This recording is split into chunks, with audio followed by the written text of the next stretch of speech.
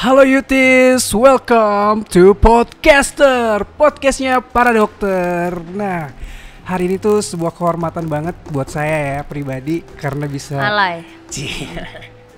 Ini kehormatan buat saya loh dok. Saya bisa mewawancarai, bisa ngobrol langsung sama dokter Tan Yuanita. Biasanya dia takut sama saya mungkin di klinik ya pemirsa. Iya betul. Saya takut dengan ibu dokter yang satu ini. Karena apa? Mengerikan. Sering banget lalu lalang di TV. Wih, udah kece badai ini dok ya. OB lalu lalang di TV. Udah kece badai, pokoknya dokter Tata ini salah satu dokter di Jakarta, dan tentunya juga dokter Tata ini dokter profesional yang pengalamannya itu udah puluhan tahun ya dok ya di dunia kecantikan. Nyonya Menir berdiri. Nyonya Menir juga kalah kali ya. Nggak tahu, nanti saya tanya Nyonya Menir ya nggak. Gimana kalau kita ganti Nyonya Menir jadi Nyonya Tan Yuanita? Setuju gak? Ya, nanti kita logonya gini ya? Iya, berdiri sejak 1945. 1945, Okay. Berarti jam 8 kurang tuh ya? Kurang 15 menit ya? 1945. Oh iya bener loh. Bener dong, ya kan dok? Bapak-bapak coy. Bener kan dok? Okay. Nah dok, jadi kita tuh mau kupas tuntas nih hari ini dokter Tata. Gimana sih dok? Apakah dokter tuh emang dari dulu tertarik banget untuk terjun langsung ke dunia klinik kecantikan dok? Jadi sebenarnya aku pengen jadi dokter kecantikan tuh sejak SMA. Sejak SMA? Jadi dulu aku suka nganterin mamiku ke klinik kecantikan gitu ya. Terus pas aku lihat, banyak duitnya banget gitu jadi dokter.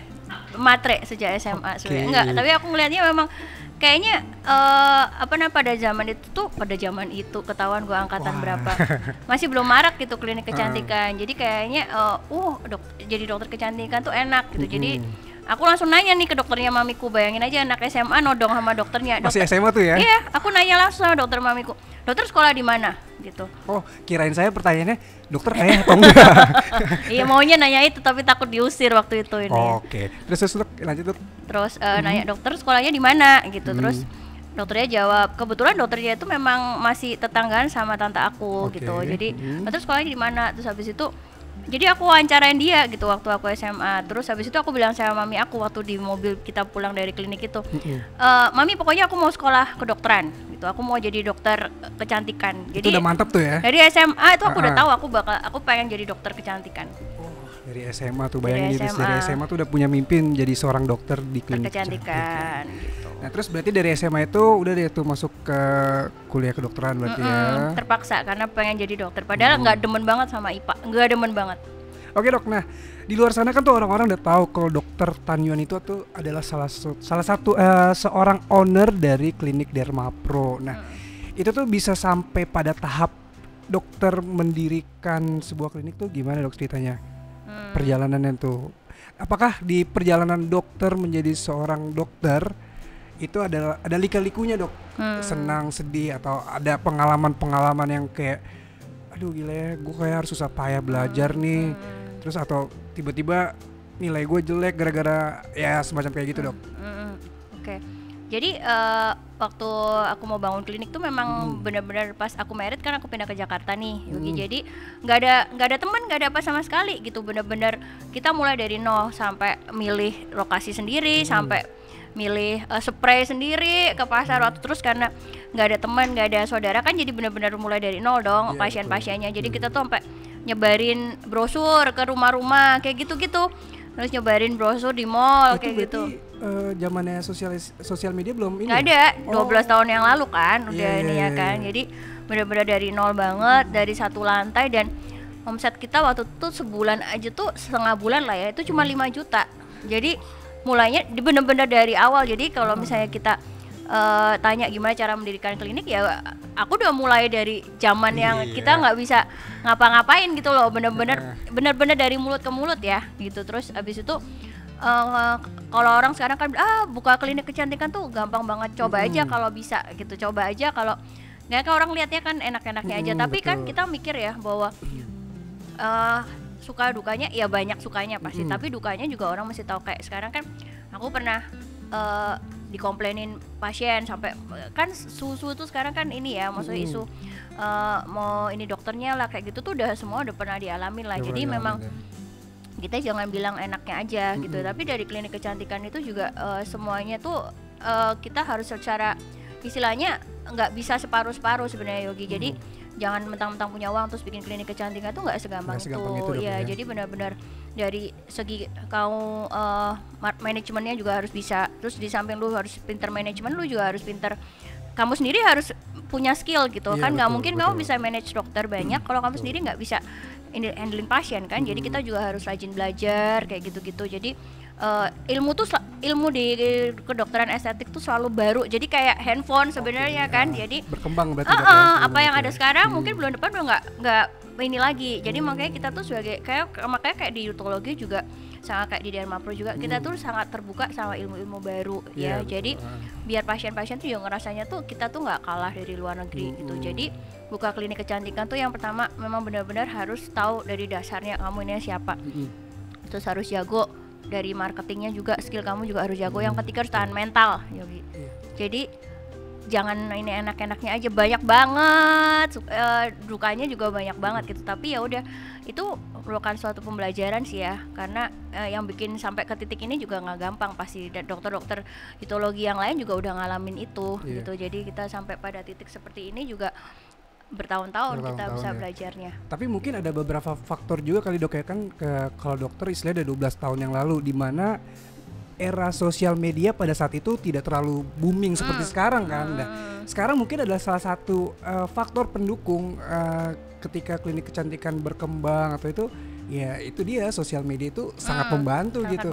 Nah, kebayang nggak tuh zamannya dokter Tanyuanita sosial media tuh nggak ada gitu, masih nyebar flyer terus yang ya bener-bener. Dan kau tahu nggak, sampai zaman sekarang juga dokter-dokter tuh sebenarnya gagap teknologi tahu.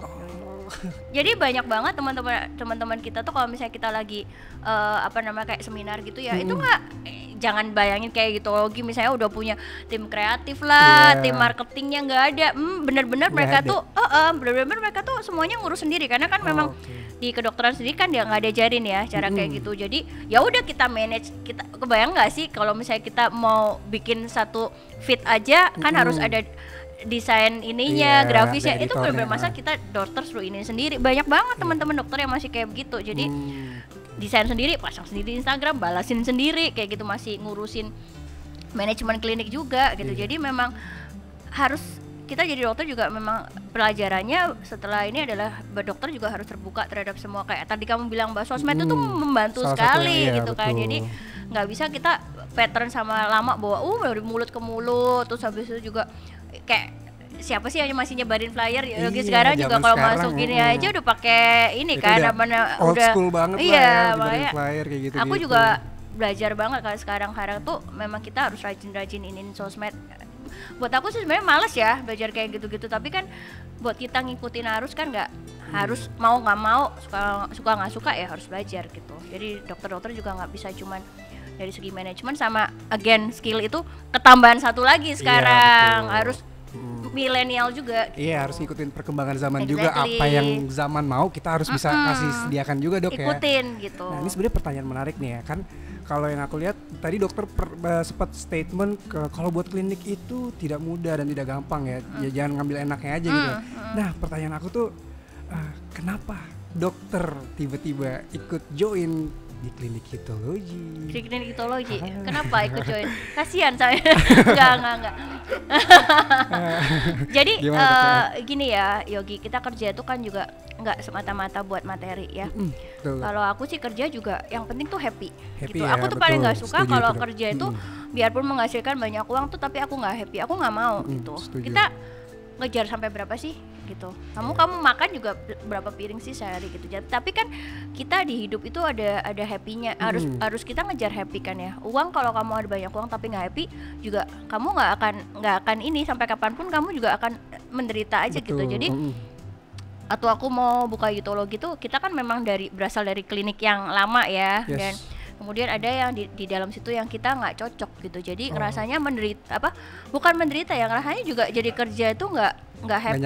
Iya, jadi betul. Udah harusnya kita memikirkan sesuatu langkah yang lebih maju, ini ngurusin yang dalam aja nggak kelar-kelar gitu. Jadinya akibat ya udah kita berempat akhirnya keluar dan kita bentuk histologi lah gitu. Karena di histologi itu memang kita klinik-klinik sendiri gitu kan. Ide-ide kita juga udah, aku ngerasanya sama dokter Edo, sama dokter David, sama dokter Selvi sih klop ya dari sisi kita juga nggak mau, maksudnya mentingin diri sendiri udah pasti enggak gitu. Kita juga kerja bareng-bareng, ada ide baru juga kita pelajarin bareng-bareng gitu loh. Jadi aku maunya kerja sama orang yang bikin aku happy. Yes, setuju. Mau kerja sama orang yang benar-benar mau kerja juga, nggak cuman main suruh terus habis itu nggak mau kerjain. Aku nggak suka. Lu siapa nyuruhin gua juga nggak mau gitu kan. Dan ngertilah, jangan jadi orang tuh jangan serakah gitu.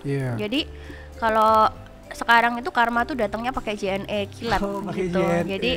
Jadi memanusiakan manusia tuh penting Yogi gitu. Jadi setuju, Dok. Kerja tuh harus ada filsafatnya kayak begitu juga. Jangan cuma buat duit, nggak akan tahan lama dan kamu sendiri akan menderita. Tuh, memanusiakan manusia itu penting loh Yutis. Jadi apa ini? Guys, ini ada pengganggu. Namanya kentung. Ya jadi berarti Dokter Tata tuh emang ikut andil dalam berdirinya klinik Itologi ini emang karena happy ya Dok ya, bukan karena paksaan Dokter Edo ya? Saya dipaksa menerima dia sebenarnya. Dipaksa menerima Dokter Edo karena kasihan dia. Oh berarti bukan karena paksaan Dokter Edo. Waktu itu kurus sebelum di Itologi ya, sekarang udah lumayan lah. Oke. Berarti udah gitu. Makmur ya Dokter Edo. Iya berkat Dokter Selfie ini. Nah sekarang jadi berarti sekarang aku mau nanya nih Dok, pendapat Dokter Tata dengan tadi teman-teman ini yang bikin Dokter Tata happy nih, aku mau dari Dokter Edo deh. Dokter Edo tuh di mata Dokter Tata tuh seperti apa sih? Ya.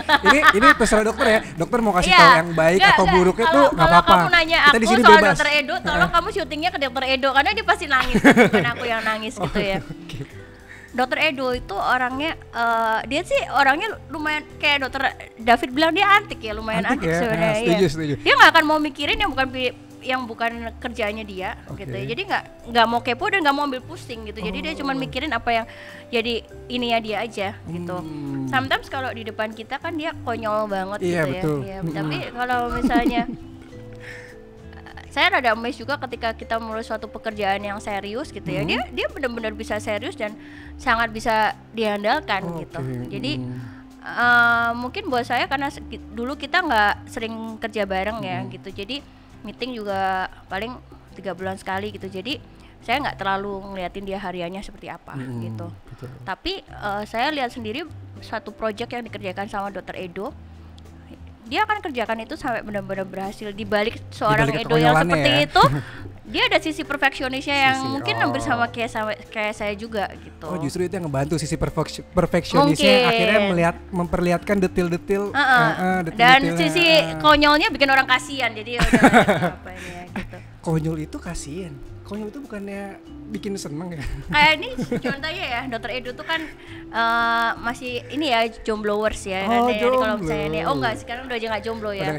Jadi kita tuh kan mikirin gitu Dokter Edo tuh makan apa sampai kita ini kayak gitu kan. Jadi kan kasihan kan, padahal kan dia sebenarnya kan kaya banget kan Yogi kan. Iya, kaya gitu banget. Ya. Tapi kan kita jadi mikirin kalau dia malam tuh mesti makan apa gitu kan. Jadi kita jadi kayak bapak emaknya gitu loh di sini gitu. Jadi kita yang ini yang ngayomin ya. Iya, maksudnya kayak gitu. Jadi kan dia kan orangnya kan kayak rada-rada gimana gitu, beda sama Dokter David kan. Jadi bikin kita tuh jadi jagain dia gitu. Ini ya kan kayak dia mau syuting, gue pikirin gimana ya nih orang ngomongnya gagap apa enggak kayak gitu-gitu. Padahal sebenarnya dia bisa. Nangis tuh Dok. Ya kan. Nangis tuh. Dan dia suka nangis tuh. Nah itu masih gangguan mata sebenarnya. Itu masih jadi rahasia tuh Dok ya. Ya dia ada gangguan saluran air mata yang gampang sekali keluar gitu. Oke, terus nextnya berarti ya itulah Dokter Edo. Berarti di balik kekonyolannya Dokter Tanyuanita tuh menganggap Dokter Edo tuh ternyata bisa diandalkan dari sisi perfeksionisnya. Akhirnya ya udah gitu, Dokter Edo tuh ternyata kayak gini gitu ya. Sebenarnya Itologi ada satu klinik, satu dokter aja udah bisa sih Yogi. Kita nggak perlu kita berempat sebenarnya gitu. Kenapa gitu Dok? Ya karena kita semua mahir di bidang masing-masing gitu. Iya betul. Jadi kan kita dulu semuanya juga udah punya klinik, masih istilahnya kita ini klinik sendiri-sendiri gitu. Kenapa kita mau kerja bareng ya kita tahu karena misalnya tanpa kita pun kamu masih bisa kita andalin gitu loh. Jadi nggak ada yang paksain kita kerja juga gimana gitu. Misalnya harus disuruh-suruh, enggak, kita sadar akan ini masing-masing gitu. Jadi misalnya ya kalau nggak kerja ya nggak dapat duit gitu sih. We know each other portion kayak gitu. Dokter Edo udah bilang next Apa next sih next. Nah itu kayak gitu tuh konyol kan, orang mau apapun sama dia stopin. Di stopin ya. Ngeselin kan ini. Pokoknya tentang dia nggak boleh panjang Nggak boleh aja gitu panjang, ya. Oke, Agak berarti next bosen. kita ngebahas Dokter David di mata Dokter Tata itu seperti apa sih? Aku tuh suka berantem sama dokter. Suka berantem. Karena kita kalau ada pendapat kan tanggal lahir kita sama persis gitu. Oh ya, Tanggal lahir kita sama persis, beda tahun kata dokter David, kurang ajar kan dia emang. Jadi sifat-sifatnya hampir mirip sih. Iya itu betul. Nah, jadi kalau aku ada pendapat apa, dia ada pendapat apa, kan aku juga nggak mau ngalah orangnya kan. Jadi kita tuh suka berantem pertanyaan ini gitu. Dan kalau dokter David sih nggak usah ini ya, dari klinik yang lama dia ngurusin almost semuanya biarpun dia nggak dibayar gitu. Jadi bodoh sih menurut aku ya.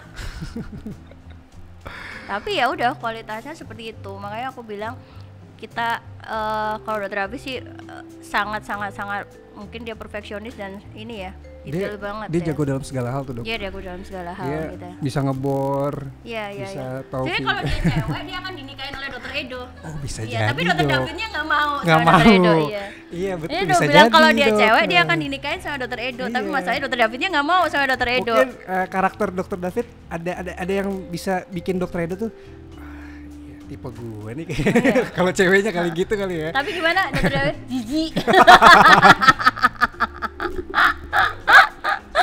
Jijik. Nah, Kan ini nam dokter David. Tuh kan segini suka itu ini nih. di klinik kitologi itu tuh selalu membawa bring happiness gitu ya dok ya, selalu Makanya kan happy kita gitu. kan kerja itu kan harus happy ya. Kalau Itu kamu setuju banget, kalau Dok. kamu kamu jadi mati cepet kamu ini ya kan. Betul. Jadi Karena gitu. kerja tuh kita harus happy bawaannya, apalagi kalau misalnya aduh kerja udah nggak enak, suasana yang nggak enak, itu bawaannya tuh kayak ngedumel, aduh ketemu dia. Udah pandemi lagi ya Aduh, sekarang iya, ya. kan udah ketemu tadi, aduh Gitu. itu berarti. Yang kelamaan. Nah ini terakhir kita dokter selfie. ngebahas dokter selfie. Oke, tukang makan pertama. Ya kan? Enggak. Itu nggak cuma dokter Tata doang yang bilang, Iya kan semuanya ya. semuanya bilang dokter selfie itu. Tukang makan. Nah itu kita klarifikasi ya next Iya, ya iya. di episode Nggak, dokter gini, selfie aku nih. tanya sama Yogi. Guilty pleasure-nya cewek apa? Ya Hah? ini Baju. ya baju. Baju, terus tas. Tas. Iya kan? nah. Terus sepatu ya. Iya, Enggak, betul. itu nggak berlaku buat dokter selfie. Almost all nggak berlaku. Makanan doang yang menarik buat dia. Seriously. Jadi buat aku juga aku punya teman cewek kan ini, tapi dia ini unik gitu. Jadi kalau kita pergi kan dia nggak tertarik sama baju. Iya makanya cewek kan biasa tertarik iya, shopping sana sini iya dok. Baju dia nggak tertarik, sepatu dia nggak tertarik ya kan? Karena cuman restoran doang yang bikin dia tertarik. Jadi saya nggak tahu keanehan alam apa yang terjadi waktu dia bermutasi gitu ya. Jadi kayaknya ceweknya juga jadi aneh gitu kan, ini kenapa teman gue nggak suka apa-apa gitu kan. Iya. Biasanya kan cewek iya. Sepatu iya happy nggak ada dia nggak. tas ya kan. Iya. Betul, Dia cuma betul. happy lihat makanan enak. Ini kayak akan jadi pembahasan menarik nih dok. Dokter Dia selfie. bahasin selfie, Dokter akan jadi selfie nanti pembahasan di next menarik. episode ya bisa diklarifikasi nih dok. Kalau misalnya mau buat penentangan dari ketiga Nggak dokter ada, ini. dia udah mengakui emang kita ini Bisa kita dok di mengajak next dia episode. ini karena memang dia akan menyediakan kita makanan. Makanan Oke, ya. gitu. Wow. That's a cool. Nanti aku akan tanya kamu setelah kamu di Utologi kamu naik berapa kilo. Sabar. Yogi capek ya ini. Oke. Nggak apa-apa dok. Nah itu dia pembahasan kita bersama dokter Tata nih Yutis, kan menarik banget sebenarnya ya. Saya tuh masih pengen banget ngobrol sama dokter Tata karena dokter Tata tuh atraktif gitu. Orangnya tuh ketika saya ngomong apa, responnya tuh juga pokoknya seru banget sama dokter Tata. Thank you so much Thank you, dokter Yogi. Tata karena sudah bergabung di podcaster. Nanti mungkin nextnya dokter Tata kali yang jadi hostnya. Aku mau wawancara kamu ya. Jangan aku dok. Enggak artis apa-apa, aja. nah sekali-sekali Nggak, dong jadi kita karena kan kita wawancarain. pengen bikin podcaster ini luas nih. Jadi bintang tamunya ya, untuk saat ini kita ngebahasnya masalah klinik kitologi atau kecantikan. Tapi nextnya kita akan mengembangkan. Kita akan ada bintang tamu artis dan Oke. kita ngebahas topik-topik yang menarik Lagi yang ngehits lagi ya, viral. ya. Gitu. Oke. Oke, itu sampai jumpa. Jangan lupa like, comment, subscribe channel YouTube-nya Utology Family. Sampai jumpa di next episode. Bye bye. Bye bye.